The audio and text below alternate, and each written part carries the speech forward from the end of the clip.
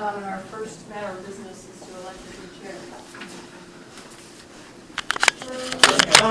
I elect, oh, do they have to be in the room? I'm serious. Do they have to be in the room? No. To accept it now? I would think so. Okay. I nominate Charlie. Or do you want to do it? I'm sorry. Well, nominate Molly. I take it back. No, I nominate Molly. no, I really don't care. Is there a second? I said I'd do it if nobody else wants to. We clearly can't decide. I was already nominated him, there was already a second for Charlie. Okay, well, sorry. Okay, Charlie. We have one procedure, I'm nothing but a rule follower. So do we say yay, no? Yeah. Yeah, do we vote or what? We just, if everybody agrees, it's, Yeah. Okay, all right, we all agree. Charlie. Thank you very much, everyone. Unfortunately, I don't have a agenda. We've done the election for the chair in the minutes. We're down to approving the minutes for the December 17th, 2024 Education Committee meeting. Is there anyone having additions or corrections to the minutes? No. I move that we approve them. Second? Second. And all those in favor, please say aye. Aye. Minutes are approved.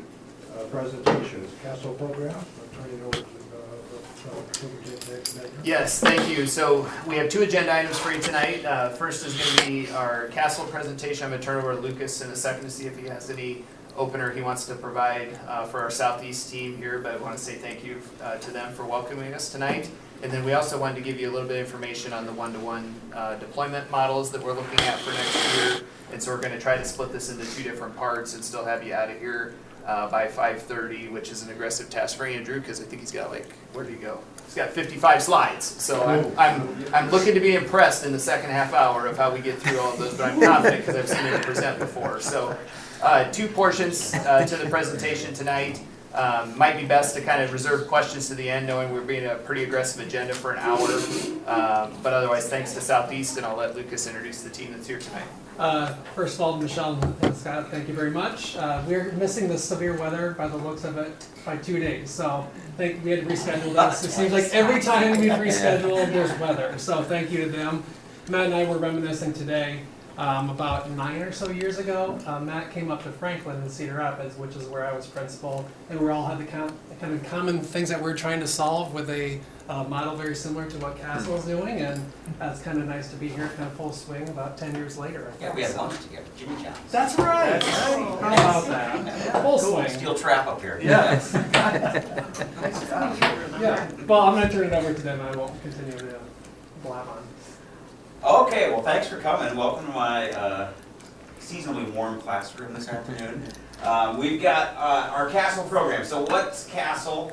CASTLE's is an acronym. It's not a perfect acronym, but it stands for Cross-Curricular Approach to Student-Driven Learning.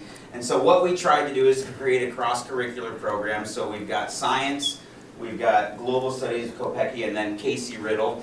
And so these are our 3 rooms. This room out here is our collaborative space.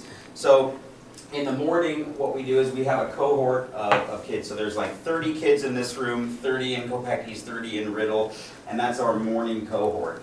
And on the schedule, my first period students, those 30, when the bell rings to go to second, on their schedule it says they all go to Kopecky's room for global studies. And then for third period, they'll all get up and move as a team. So it's kind of like a traditional elementary model where the same group of kids stay in the same cluster. They're with different teachers traveling, but they're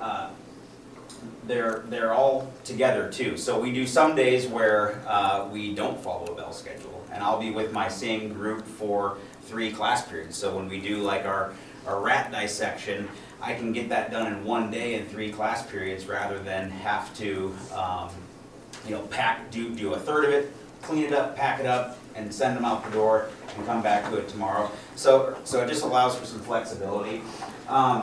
the cross-curricular projects that we try and do.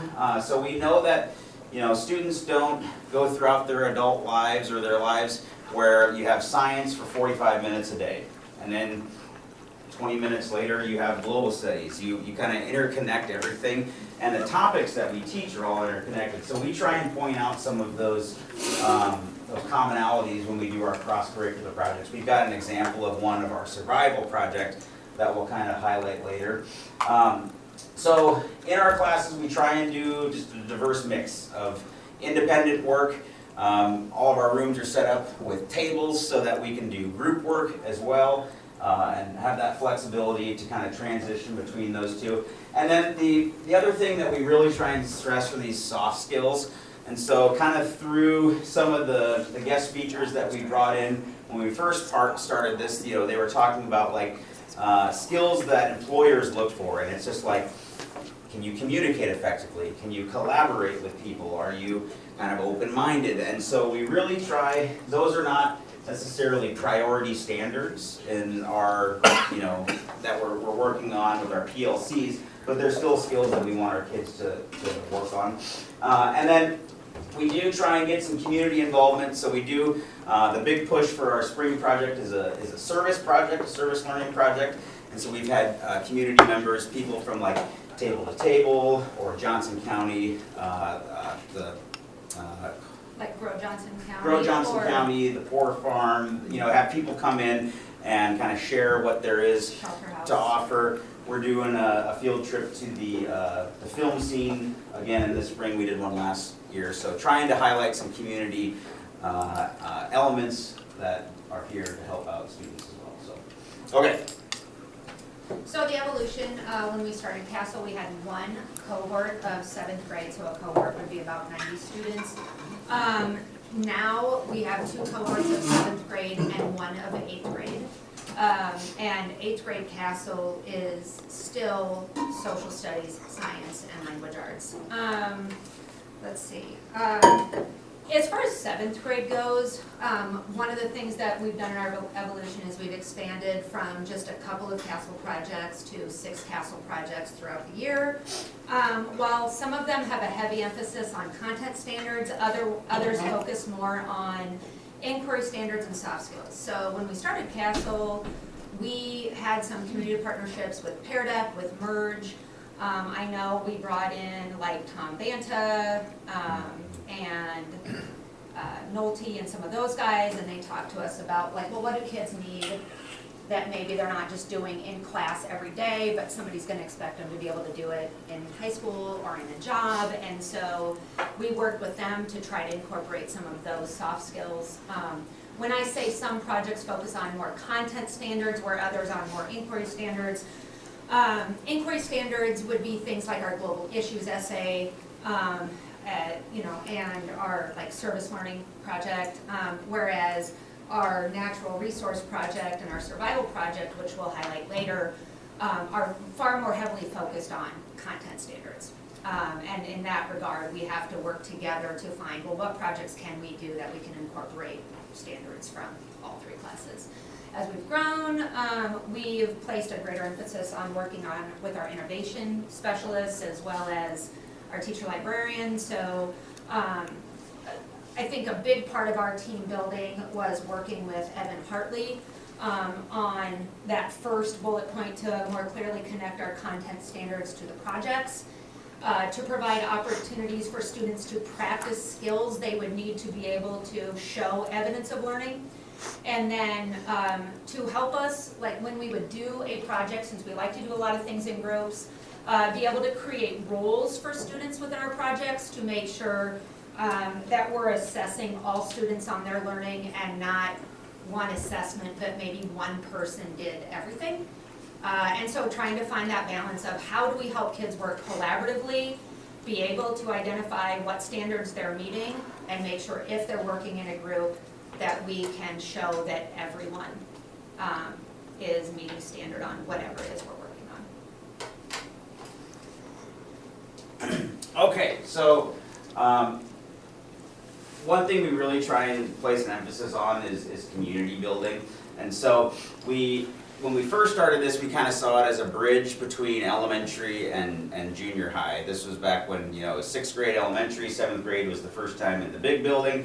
And so we thought it was a great opportunity to kind of bridge the gap there. And by having you know, kids stay in smaller groups and smaller communities, we've learned that, you know, kids just know each other better. And very rarely do we get to a point halfway through the year where it's like, all right, we're teaming up, we're getting in these groups and we're starting to work. You know, before I taught in this program, you'd have kids that sit and be like, I don't know them. I'm not working with them. You know, and we don't get that anymore. Our kids know each other. They have, you know, seen each other. They're familiar, and so we've tried to create like a small town community. And so the community building, I think, ties into HRS. We do have common preps. So the 3 of us, we teach periods 1, 2, 3, 6, 7, 8, and then we have 4 and 5 to PLC it up. So we also, like, I meet with the science teachers, Kopecky meets with the global studies teachers, but then we also, the 3 of us, get together and talk about our students. And I think having them in a cohort of students where we don't just talk about, like, okay, we're gonna give this assessment, let's look at these results, and just look at, like, numbers. We talk about the kids. We talk about, okay, you know, Rachel seemed off today. What was going on? Oh, well, this thing happened in my room, and now I know about it. Or even like during passing time, and I'll be like, hey, you know, this student, you know, I think is having a bad day. Maybe if you see them with their head down, you see them, just give them a little, you know, little encouragement. And that really, you know, sometimes happens in buildings, but we're right here. And so I think having the common preps really makes this successful and makes it what it is. And also allows us to work with other supports like special ed teachers or paras even. You know, we can sit down with one para that works one-on-one with a kid and the 3 of us and talk about how they can best support that student in all of our rooms.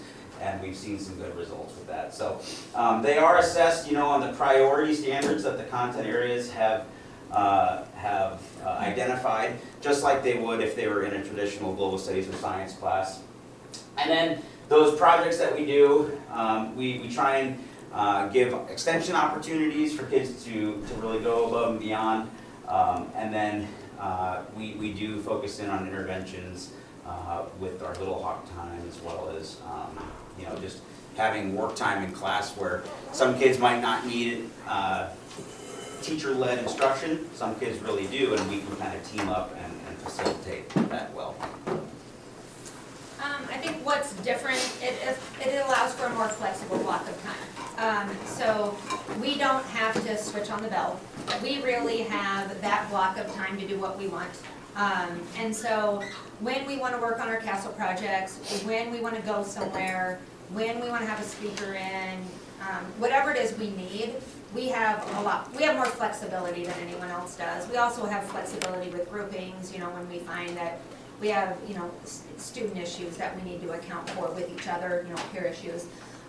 Students stay with the same 90 students for 3 periods of the day and have the same team of teachers, which isn't always the case. We have the ability and opportunity to collaborate with teachers outside our content area. So all teachers get to meet weekly within their content area. Everybody gets to do that. Not everybody gets built-in time to meet with other, you know, teachers outside their content area. So we're lucky in that regard. I mean, there are very few people get to have that built-in time in their day. Students participate in cross-curricular projects that help them connect their learning and to show mastery of standards in the 3 areas. So we have, as I mentioned, we have multiple projects. We have 6 throughout the school year. And we kind of take a little bit of a time out for them to be able to focus on those. And that's something that's really nice to do, is that it makes its built-in time to help them connect with their learning in every class. Okay, so our survival project. This is one that I think I enjoy the most, just because it's a fun science connection here. But so the goal is they're working in a group to create like a recipe for an energy bar, a nutritional bar that meets the metabolic needs of refugees or rescue workers after a major crisis. So something like a natural disaster or a conflict or something like that. And so before the beginning of the project, in language arts, they're learning about the Syrian refugee crisis. And we have them read refugee.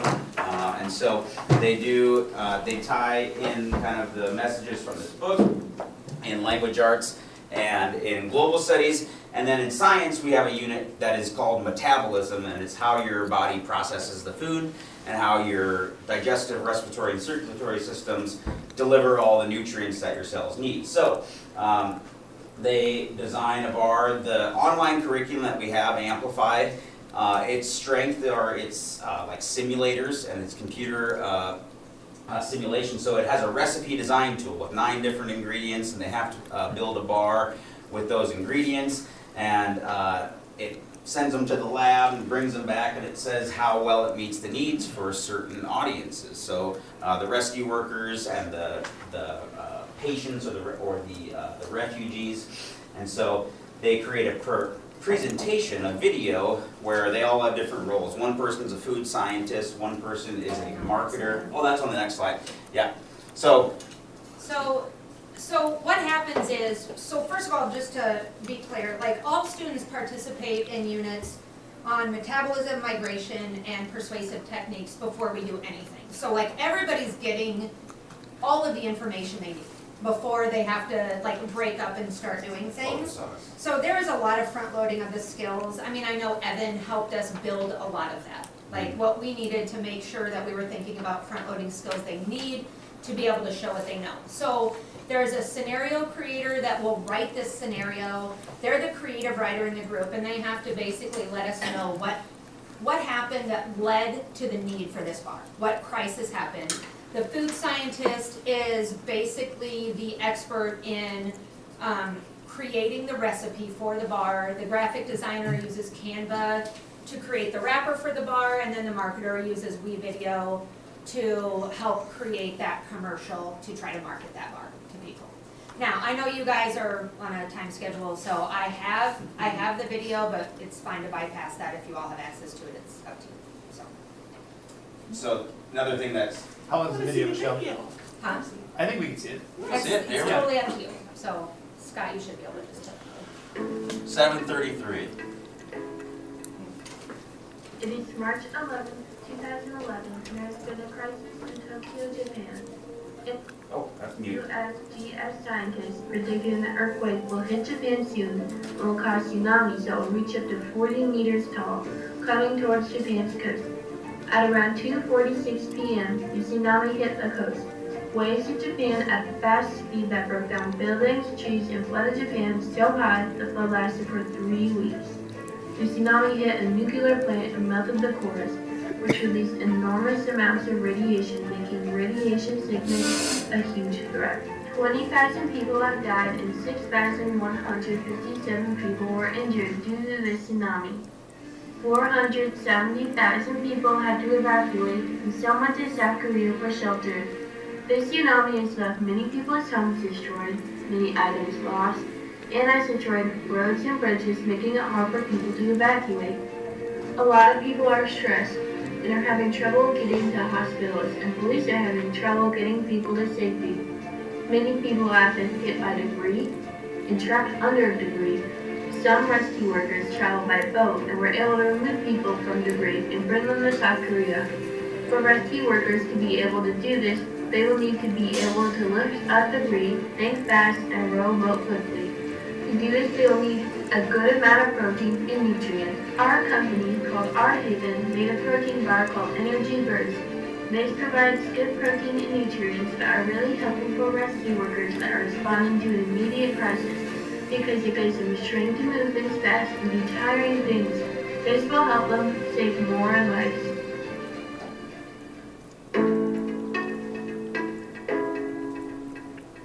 We've designed our bar for rescue workers who respond to situations immediately. They need lots of energy and fast to move rubble, swim, or do any high energy task. Our bar gives energy quickly with a high glycemic index of 70. That means it breaks down quickly into energy. Our ingredients are simple: 60 grams of raisins and 40 grams of puff wheat. We chose raisins because they're the cheapest ingredient, the second tastiest ingredient, and has the third highest glycemic index. We combined it with puff wheat, the ingredient with the highest glycemic index, to raise our bar's glycemic index even higher. 91% of the bar is carbohydrates, supplying a large amount of fast energy. The remaining 9% is protein. This large amount of high glycemic carbohydrates fulfills 60 to 70% of fast response rescue workers' energy needs in the short term. It also meets 20 to 40% of their protein and long-term energy needs. Our bar is also cost-effective in its taste. Raisins and puff wheat are the cheapest ingredients, yet our 84-cent bar has a taste score of 6 out of 10. We want rescue workers to enjoy our bar. They deserve it for all their hard work. It will help our mission to provide appetizing nutrition to rescue workers while keeping costs low with inexpensive ingredients. Since we're selling them to the United Nations Human Rights Council for a slightly raised price of 99 cents per bar, all profits we make will go to supplying housing in South Korea for Japanese refugees. If UNHRC buys 1 million bars, we will make $150,000, which goes straight to helping refugees. This way, every cent goes to helping for under $1 a bar.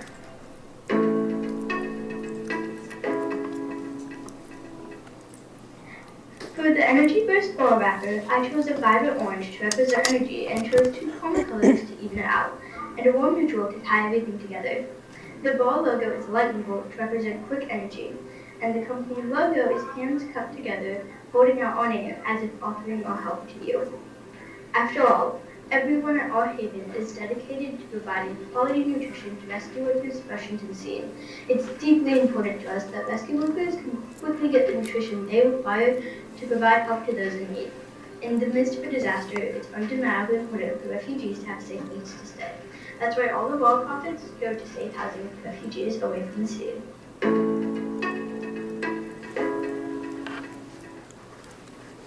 In the aftermath of disaster, heroes rise. Brave men and women risk everything to save lives, searching through wreckage and offering hope when there is none. But even heroes need strength to keep going. Each day, these courageous men and women work for hours on end with little rest, driven by an unwavering sense of duty. Having a reliable source of nourishment is critical to ensuring they can endure the heavy lifting and quick strength. These bars are more than just food. They give strength, hope, and the power to keep moving. Each bar we send helps someone keep going when it matters most. On March 11, 2011, a magnitude 9.0 earthquake struck the coast of Japan, triggering a tsunami that sent waves as high as 40 meters crashing onto coastal communities. Entire towns were wiped out, infrastructure was destroyed, and many people were displaced from their homes. The Fukushima Daiichi nuclear power plant suffered catastrophic meltdowns, forcing additional evacuations and creating one of the worst nuclear disasters in history. Following the tsunami, far too many lives were lost, and thousands were left searching for their loved ones. Surviving refugees fled to South Korea, leaving their home behind. In the face of devastation, rescue workers work day and night in hazardous conditions, pushing their bodies to the limit. According to the National Institutes of Health, proper nourishment during high-stress rescue missions can increase efficiency by over 30%. Our energy bars are crucial to ensuring first responders can continue their life-saving efforts without faltering. This bar is the best option because it provides the energy needed for our hard-working, resilient rescue workers. Each bar is carefully crafted to meet the highest standards. Designed for emergencies, these bars are lightweight, easy to carry, and resistant to extreme weather conditions. Whether in flooded streets or crumbling buildings, they remain a reliable source of nourishment when it matters most. These life-saving bars are only 99 cents and provide high, fast energy for keeping you energized all day, making them the best option. With 91% carbs, 9% protein, and a score of 70 for glycemic index, it makes the bar nutritional and tasty, with a score of 6 out of 10. Our price is raised by 50 cents for initial ingredients cost. And all our profit is donated to safe homes for refugees far from our devastation, and is also donated to crucial supplies for rescue workers. Join us in making a difference. Every bar you buy helps provide the energy needed to save lives. Because when disaster strikes, every bit of strength counts. Even in the hardest times, people can come together. From destruction comes rebuilding, from pain comes hope. One bar, one meal, one life at a time.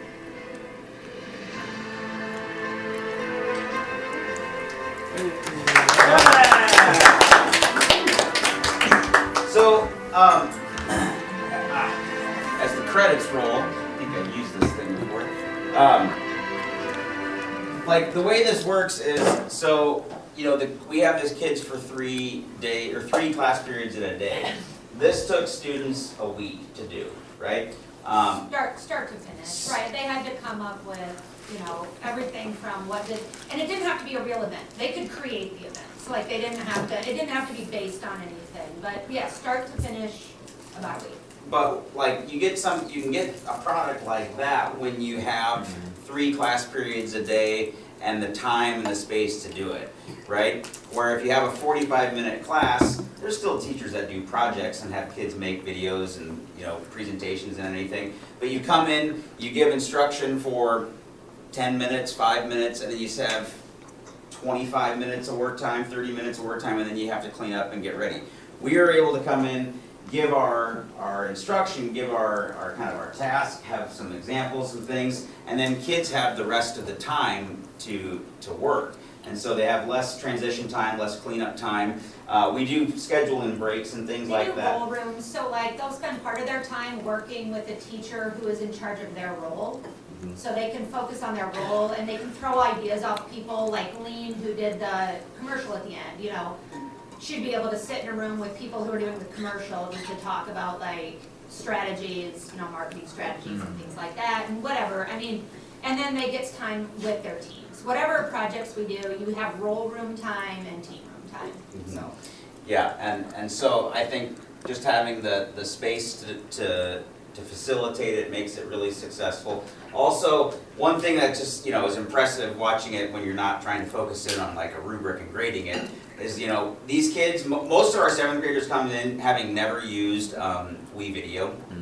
And with the first project of the year, or the second project of the year, we introduced them to WeVideo and teach them how to use it. And this is the second time, and they're like awesome with it. They're so visually fluent with that tool, and obviously that was one of our exemplary examples to share with you.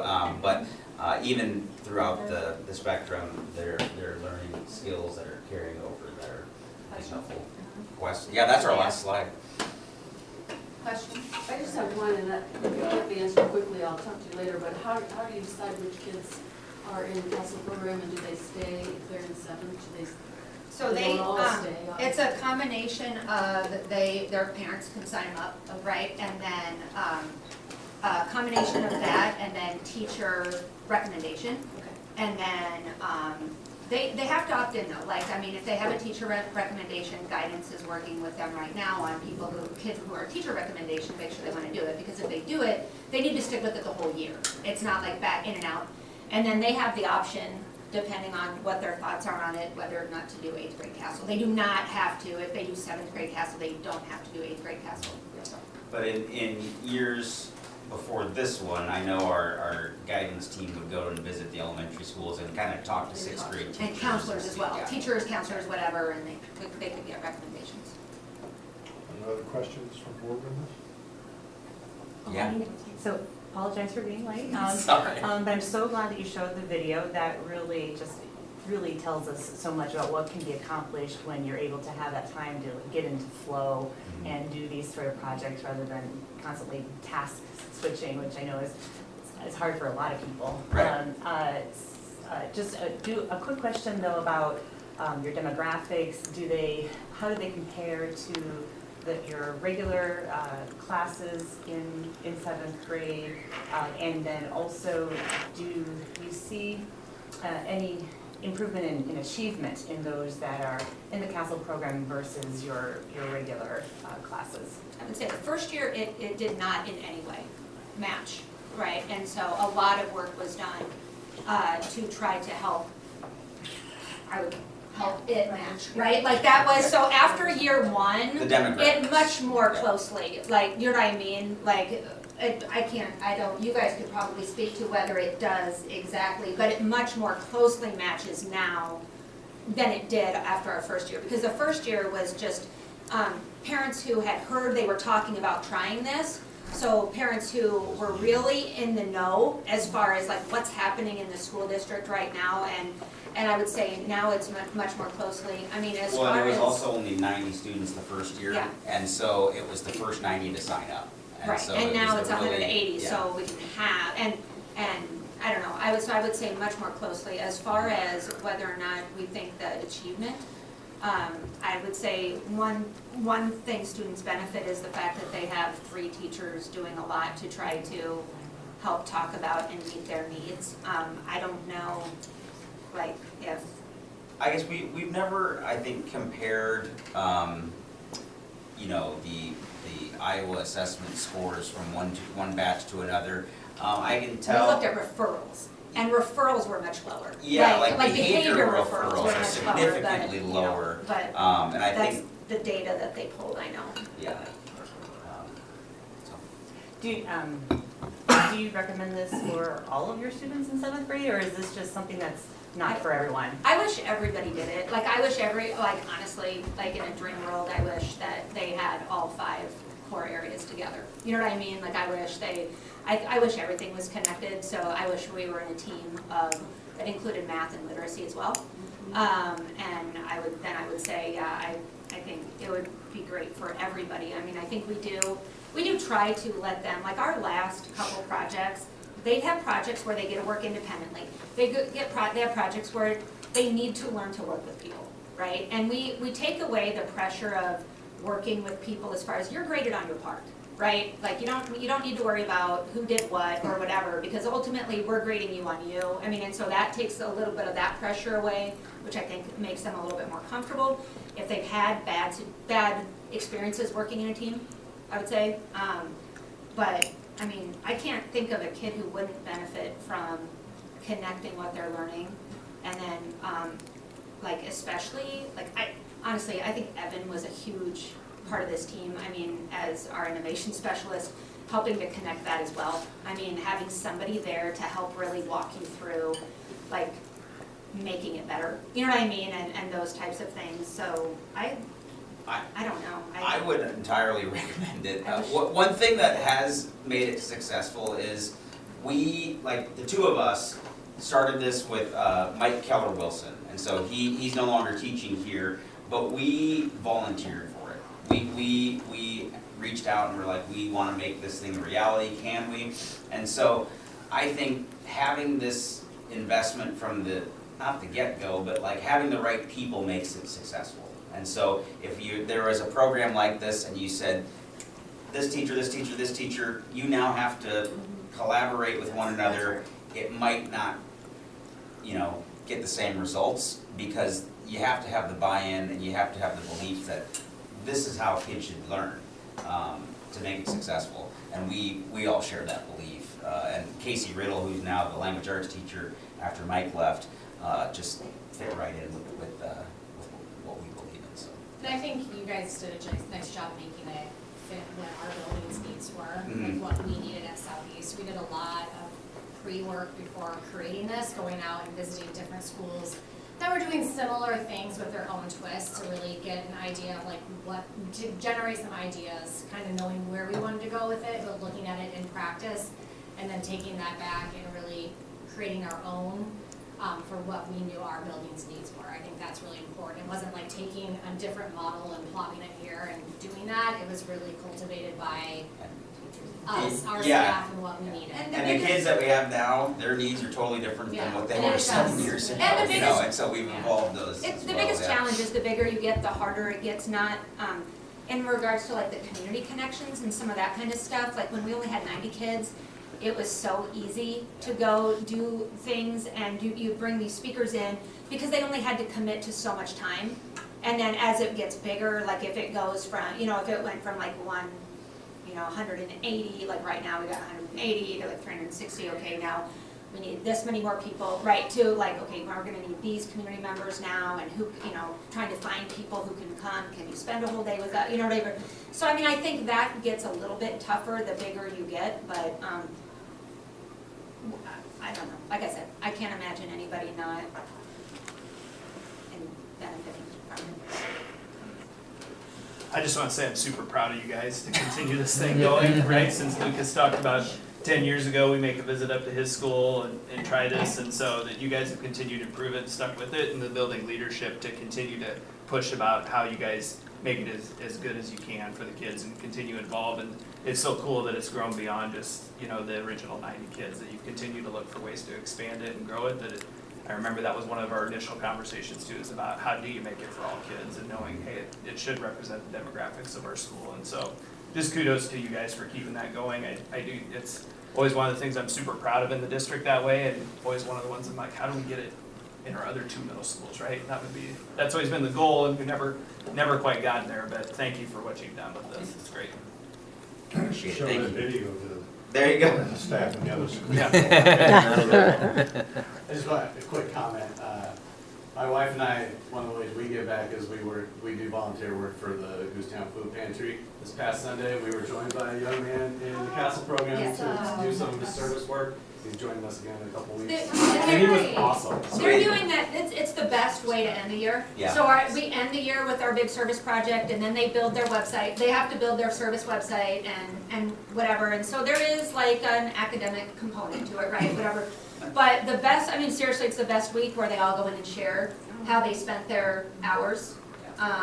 We've got some kiddos, some of the kiddos who made this one are working with the Army Corps out at the Corville Res to, I guess, like, try to eliminate some invasive species and things like that. So, like, Some of trying to our work to kids in the connect to their past- science as well, and that's fun. Some of our kids in the past came to school, remember, talked to solar panels, remember those days? You didn't claim that ownership till now. Or stood in front of me as- I said when they were sitting. Yeah, we're still on Friday afternoons. Yeah, exactly. Whatever, but that was fire. Scott's kids, so. She knows who to blame. That was Scott, that was Scott. Well, Thank you very thanks for joining us. Yes. You bet. Yep.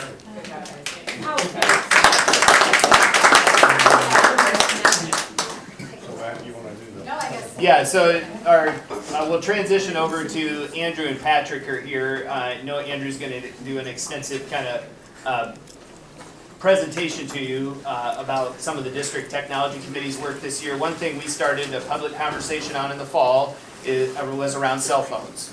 And the other piece that we knew we needed to work on coming out of COVID is what should be our deployment model for Chromebooks, knowing that we kind of got forced into the reality we were living in at the last time, but before we initiated a new purchase, we really wanted to look at, from a multi-stakeholder perspective, you know, what is the right approach. And so Patrick and Andrew facilitated that team for us this year, and so they're going to kind of tell you our journey throughout the school year and why we're arriving on the recommendation we're going to be providing to you guys tonight, and then of course next week when you look at the purchase for the next adoption of Chromebooks and staff devices. Yeah, thanks for having us. Like Matt said, we're here to share kind of the work that we've been doing and the work that we've learned about with teachers and our community members and our staff members, and we've even had some students on our review committee and our tech committee, so that's been a really valuable insight as well, and they have opinions and they have thoughts, and they want the best of the best. So, but I'm Patrick Snyder, one of our elementary curriculum coordinators, and Andrew and I have been able to work with groups throughout this semester mostly, but even before winter break just a little bit too, just to kind of get as much feedback as we can.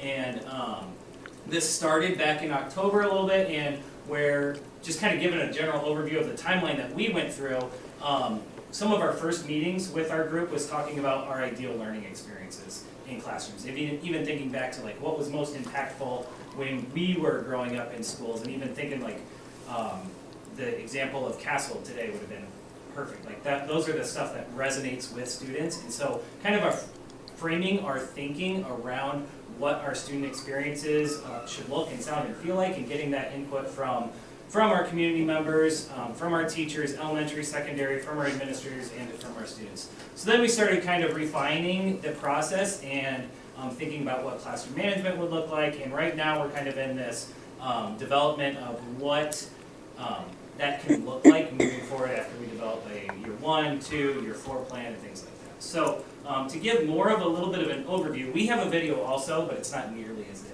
It's going to give a lot of the broad level context, but it's really Andrew talking instead of kids with their cute voices and really good graphics. So, and it's not as long. Chromebooks are near the end of their life cycle, and we moved to refresh new devices. We wanted to get your input on device recommendations for our students. Before gathering feedback, we want to provide some context around our current one-to-one deployment. Providing each student with a device affords anytime, anywhere access, supports opportunities for multimodal and collaborative learning, and provides a means to amplify student voice and agency. All of this is underpinned by fostering an equitable and transformative learning environment. Our one-to-one journey began in the 2017-2018 school year as we provided a Chromebook to each 9th through 12th grader. In addition, a few K-6 PTOs purchased a handful of Chromebooks and carts to be shared at their respective buildings. Chromebooks were further deployed to 7th and 8th graders the following year, as well as a few more carts being purchased by PTOs. There was a plan to explore what a deployment might look like in K-6 during the 1920 school year, but in the spring of 2020, we had to provide a Chromebook for all K-6 students. Since then, we've continued to enhance our deployment through standardizing the learning management systems, narrowing the scope of student-installed Chrome extensions, evaluating instructional technology, and integrating NASOT in our instructional design process. The district has established a technology committee this year to evaluate our current one-to-one initiative, craft a vision for a 4-year instructional technology plan, and provide guidance on past, current, and future practices related to instructional technology. The committee has centered its work around the Office of Educational Technology's National EdTech Plan, which addresses the digital divide in 3 domains. Access, the divide that exists between those having access to devices in and out of the school. Design, the divide that exists between the learning experiences being crafted for students by teachers.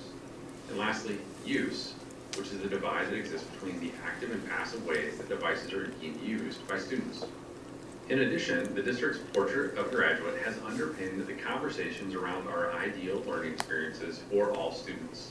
Through ideating and iterating, the committee prototyped a rubric that highlighted our ideal learning experiences in 4 overarching categories: learning design, student engagement, access and equity, and digital literacy.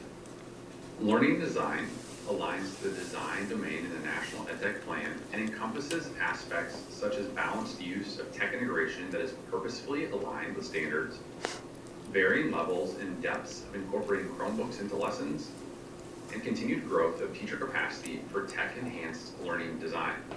Student engagement aligns to the use domain in the National EdTech Plan and articulates students using Chromebooks to make thinking visible, provides opportunities for them to deepen critical thinking skills, and fosters student agency so that they can creatively demonstrate their understanding.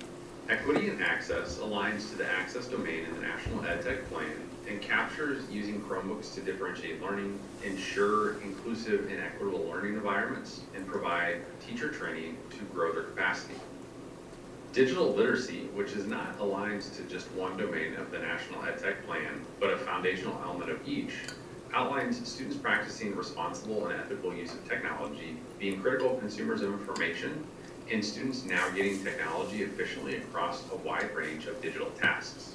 The committee also mapped out a vision and timeline for operationalizing our ideal learning experiences with a sequence that supports growth over time while amplifying competencies from our portrait of graduate. Establishing a foundation on our ideal learning experiences underpinned by our portrait of a graduate allows us to center instruction rather than the technology. In selecting a device that is compatible with our vision, there are some additional considerations that go into the procurement process, such as the cost of additional licensing to manage the selected devices, availability and cost of parts, expenses for security, and compatibility with curricular platforms, just to name a few. All right, so again, thanks for engaging with the video. Like, it's way more fun to hear the kids' voices and see the projects that they're working on. But this is very informative too. So, like the video iterated, there is our Portrait of a Graduate, there's the National Ed Tech Plan, there's our teachers' experiences in the classroom and our ideal learning experiences. And so through all that, we didn't really talk about instructional technology really until meeting 3. Like it was about learning design and high quality instruction and what we want great learning to look and sound and feel like. And then started thinking about, okay, now knowing all of that and what success looks like in those capacities, then what would be some instructional technology that would support those goals? And that ultimately then started leading us up to thinking about, okay, now we got to start recommending some devices and thinking that through. So the big 3 things that we were thinking about in K2, 3, 5, 6, 8, and 9, 12 was what type of device do we want? Or do we think that would adhere to those competencies that we're targeting? What's the allocation look like? And where's the location? So in our surveys with students and staff and families and community, those were kind of those big 3 driving forces behind that. So as Patrick mentioned, the big thing that we started with was the tech committee. So we kind of showed that video to show the process that the committee went through. As Patrick pointed out, it wasn't about the technology. We wanted to ensure that the instructional craft that we're after was actually going to be amplified by the devices we selected. So to paint a picture kind of where we went with the device recommendations, so K2, as you can see here, the predominant was a Chromebook. And so as we moved to that allocation, this was kind of a further deviation from what our current deployment is. So there was a lot of Chromebooks that were requested to stay one-to-one, but also the cart model where, hey, for kindergarten, there's a cart that would be shared across the kindergarten team, and same thing with first grade and second grade. So you can see that the recommendation here was a little bit deviated from our current deployment. Moving into the device location, the one thing I'll point out is there's 7 responses here. So based on how the form was submitted for those participants, if they said no devices, obviously it bypassed some of these questions for location. So that's why the number deviates a little bit. So again, stay at school for K2. So 3-5, Chromebook again was the popular choice. For allocation, more for that one-to-one versus a shared cart experience. And then as far as 3-5, stay at school versus taking those home. For 6-8, Chromebook was predominantly the choice. Device allocation one-to-one, and then the location for this would be to take home. And then if we move to 9-12, that would be the Chromebook again. We had some that were Dell laptop, MacBook Air, and then again the allocation would be one-to-one, and then staying at taking those home. This was just from the tech committee, so we brought that back to the tech committee. From that, the reality was that we had the biggest deviation from our current K-5 population. So what we decided to do is look at K-5. We had our tech committee data, and now we're going to focus on teacher feedback and also parent guardian feedback as well. So from there, the teacher data kind of mirrored that. Now it wasn't every teacher that responded, it was the ones that we were able to get to provide some feedback around there. So based on K2, what you'll see is that they had similar kind of feedback compared to the tech committee where they're still leaning towards the Chromebook. There was others where it was iPad was a popular choice. When we look at the location, or the allocation I should say, still one-to-one. As far as the location, they were saying stay at school. So very similar to what the tech committee had referenced. When we look at 3-5, again, Chromebook was a popular choice. Talking about location and allocation, again, one-to-one, and then likely staying at school. Some more take it home when needed. And then when we move to the parent guardian, again, this was just K-5 feedback that we're looking at. We solicited feedback from parents and guardians of the K-5 population. So K2, so yellow is second grade, red is first, kindergarten is in blue. So you can see that the predominant ask was for still one-to-one. As far as where they should stay, it was stay at school or maybe take home as needed upon parent request. Looking at the 3-5, as you can see, kind of the emphasis was on one-to-one still. Again, very similar to what K2 was. They should be able to stay at school or take home if needed. So that was K-5. That led us then to some middle school focus groups, which I'll let Patrick talk a little bit about. So again, we were able to start with the tech committee. That led to, hey, we have some deviation from our current deployment, so let's get some additional feedback from other stakeholders as those K-5 classroom teachers, as well as the parent groups.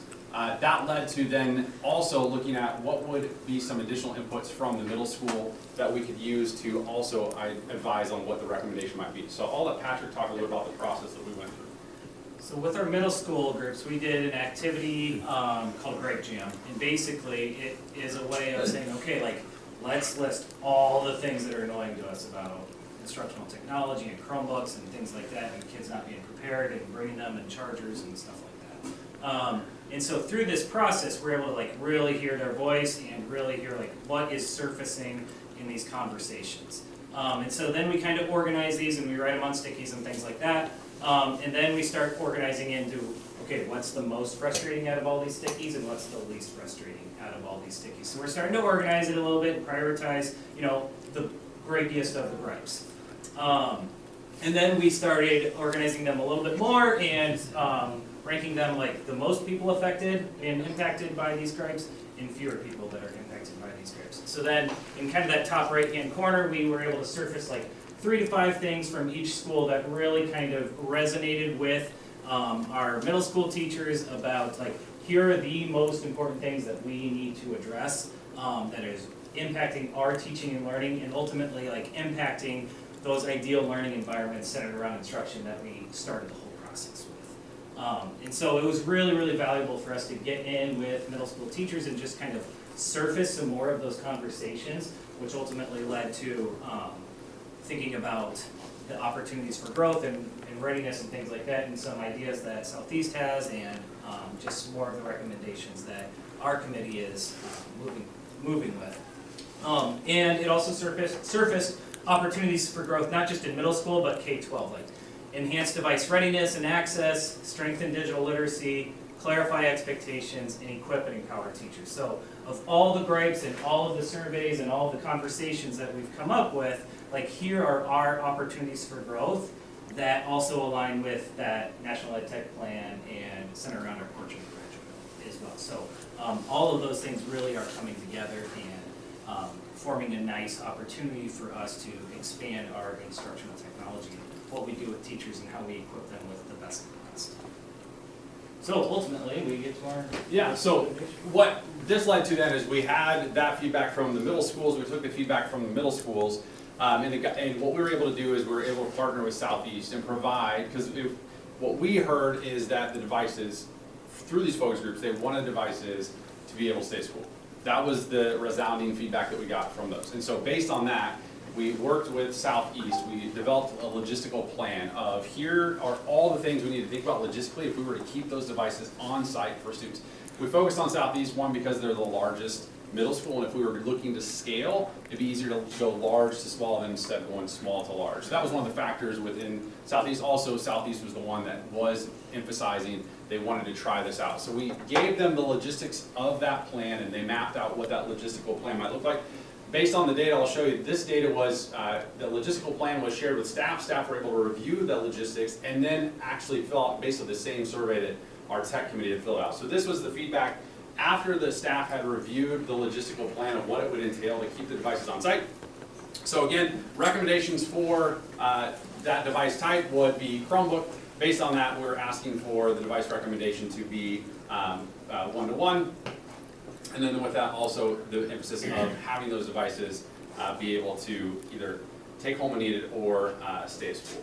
And so with that, the big thing that has been the recommendation, this is kind of where we're at with this current reality, is K-5 would be one-to-one Chromebooks, devices staying at school, which is going to be a change from what our current deployment model is.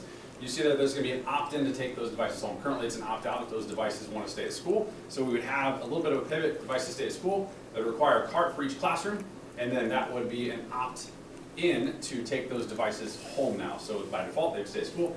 As you can see there with Southeast, we have 6th grade would be our target grade level that would keep them at school to pilot that this year. They would opt in to take those devices home. 7th and 8th would still follow the same kind of path that we have right now. At Northwest and North Central, they would follow the same path that we have right now, the same deployment, and then 9 through 12 would be the same deployment that we have right now. So we wanted to provide the context of the journey that we've been on to really show that it wasn't just, hey, let's throw devices in the hands of students. Let's first and foremost center what we want instructionally. Now let's look at what instructional tool would allow us to accomplish that, and now let's get some user feedback to inform those decisions as well to make sure that we're getting key stakeholder information in that. So with that, 4 minutes for questions. Any questions from the board?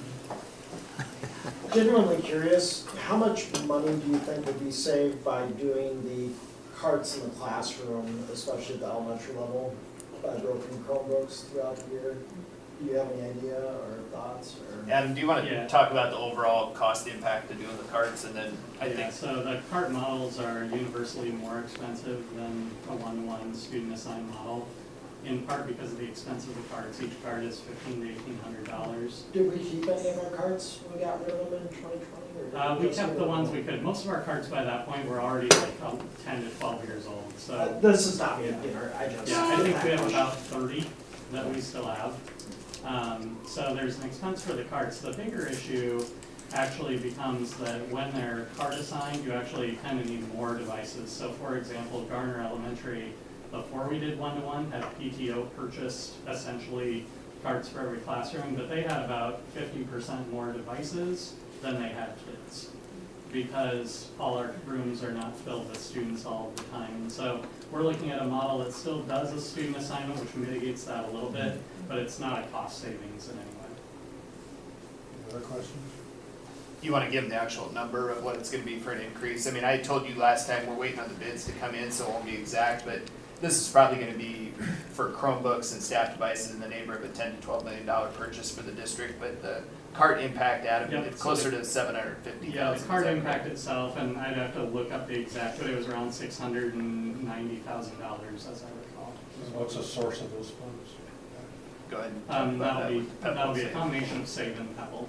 So the carts would be funded out of the same funding source that we're using for the devices themselves. So it's not an impact on teachers? There's no general fund dollars that go to this. I was glad to see that you had a non-option on the survey question. One of the comments that I've gotten from secondary teachers is that they had raised equity concerns in the Chromebooks to me before, that other students will bring in their own nicer laptops, and then the students that can't afford laptops end up with these small Chromebooks. How do we address that, or is there a way to address it? I mean, I can speak for Southeast. We don't have any students that are bringing devices from home. This is seven. High school. High school, okay, I was gonna say, yeah, our kids aren't very used to their Chromebooks and use those on a very regular basis. And when it might be possible Extra to- technology. Sorry. No, go ahead. Would it not be possible to evaluate generally if there's an instructional advantage to having the device other than a Chromebook for a student? Sorry. I was gonna say the one piece that, it was very brief in there, I know it was a brief slide in there. The one thing that we were intentional about with the tech committee is showing them all the additional considerations. It's just not a flat fee. So with the Chromebook, when you think about what the cost is versus a MacBook Air versus a Dell laptop, there's additional fees that go into the consideration of that. So part of that, John, you saw some of the responses when we went back and looked at the tech committee, some of those students that were requesting some of those devices, or some of the ones where you saw Dell or MacBook were student responses. And in all honesty, a couple of the students that we have on there, when they came to the tech committee, they had their district provided Chromebook, but they also had a high-powered like gaming one. And so one of them can't come to the tech committee tomorrow because he'll be at the World Champions, or a meeting for World Championships for robotics. So like very tech savvy, so from that standpoint, has a lot of knowledge. But I don't know if you have other things, like that's the big piece of just the additional costs that are factored into those devices. Yeah, and I was just gonna say that was part of the conversation, especially in those first 2 to 3 meetings, was what devices meet the needs that we try to establish in terms of the instructional delivery in the classroom and how the technology facilitates that. So, I mean, there's obviously a cost implication. The other options cost substantially more. I have a few students that have non-school issued devices that they bring, but it's not very many. Some of the apps that we have to use that are pushed out by the district are only available on their Chromebooks. So some of them are running into problems. Blue Book, I teach an AP class. That Blue Book is the app that the College Board has developed and used, and it's not supported on personal devices. So, yeah. So I think as it evolves, that may actually equal out a little bit. ISASP, you had to use your Chromebook, so, That actually kind of goes to my question, and maybe it's kind of going off on a tangent a little bit, but I know several of the directors here sat in on the Big Idea grants, right? Yeah. And there were a handful in the 2 times I went that were specifically asking for iPads to do different things in different content areas, presumably because there's apps that they needed that were only supported on it. We're not anti other devices in other things, just not in like a one-to-one rollout, or where do we stand on just technology generally? One of the things, and I'll let Adam speak to this too, one of the things that I've noticed is there's sometimes just a knowing gap, a knowledge gap. For example, there was a request not that long ago where a teacher wanted the Adobe Creative Cloud Suite for the students to be able to edit a PDF. It's an expensive license. As I did some digging, what the teacher wanted was students to be able to edit and translate a PDF. We have Canva, free for education, deployed already across the district that you can upload a PDF and turn every aspect of the PDF into an editable PDF. So part of it was just the conversation of finding out, like, what are you ultimately trying to accomplish? And is there already a solution? So, and then another example is on our district devices, I know sometimes Art wants to do like Stop Motion Studio, which is available on the iPad. It's an Android app. It runs on the Chromebooks. Now, we have Chromebooks that have the world-facing camera and then also the facing you camera, so they could use the Chromebook to actually do the Stop Motion Studio. But part of that is just the knowledge gap of how do we continue to build, and that's where we saw those opportunities for growth. We know that we can continue to build and grow as a district of how do we educate the teachers as technology continues to evolve. And we are flexible with devices, just a heads up. So we have Mac labs in the district for certain programs that require those. We have iOS devices for students with IEPs, for other targeted deployments, but in each case, it's a case by case. Do we need this different thing? Can you go back to the data on the K-2 for the parent opinion for Chromebooks for students?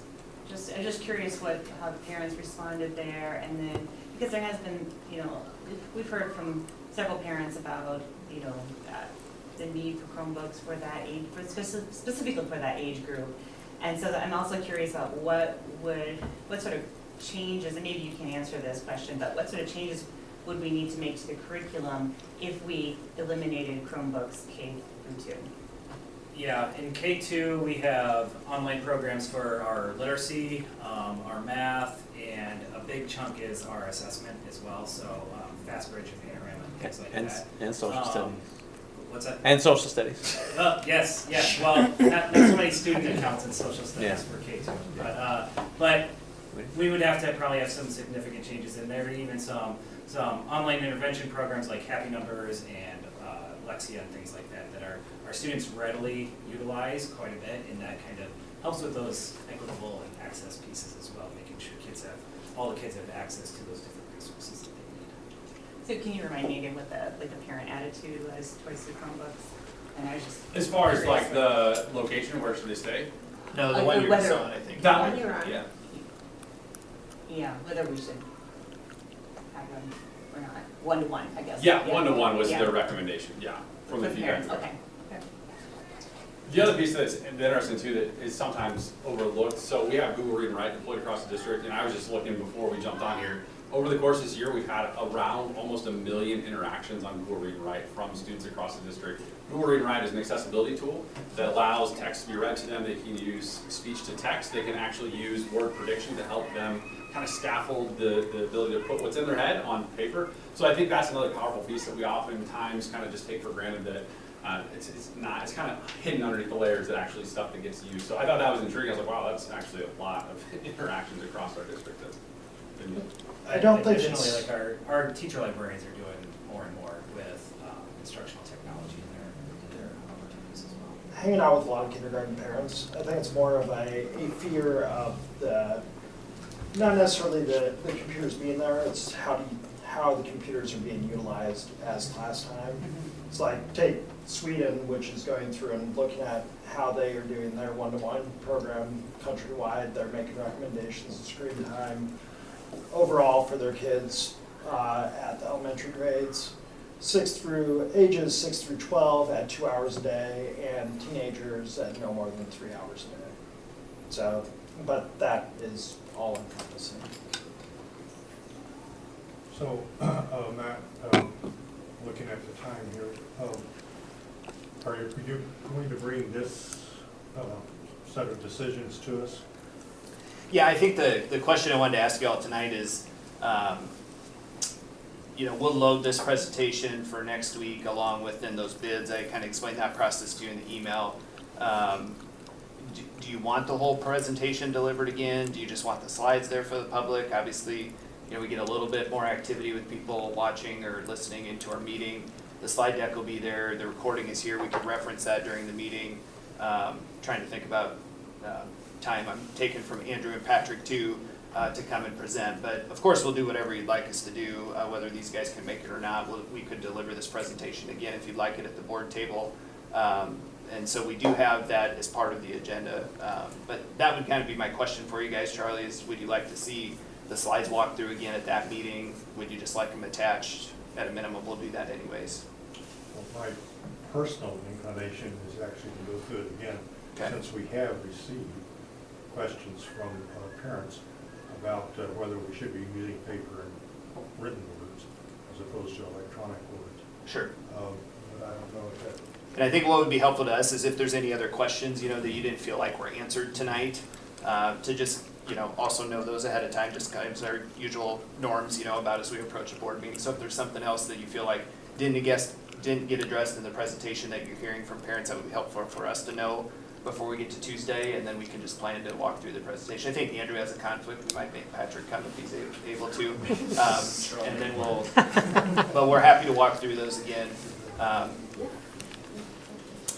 And deliver it again to you, so. And then like I said, then you'll have the purchases on there. That'll probably be loaded as 3 different action items, so you know, because we have a staff purchase, we have a student purchase, and then I think the MAC purchase is separate from the other 2, right, Adam? Yeah. Is that correct? That's Yeah. Is that satisfactory? Okay, should we conclude this part? We're good, if you guys are good. Okay. Motion for adjournment. We have to establish the next education committee meetings first, and Kim will not forgive me. I think that's May 20th. Okay. And Director Finch had brought up Iowa School Performance Profiles, I think a couple of meetings ago, and so that's the topic we were going to take for the May Education Committee meeting and try to update and actually have some buildings here to talk to you too about some of the work they're engaged with that process. At North Central. Okay. Okay, is there a motion to adjourn, please? Motion to adjourn. Second. And all in favor, please say aye. Aye. Opposed? Thank you very much.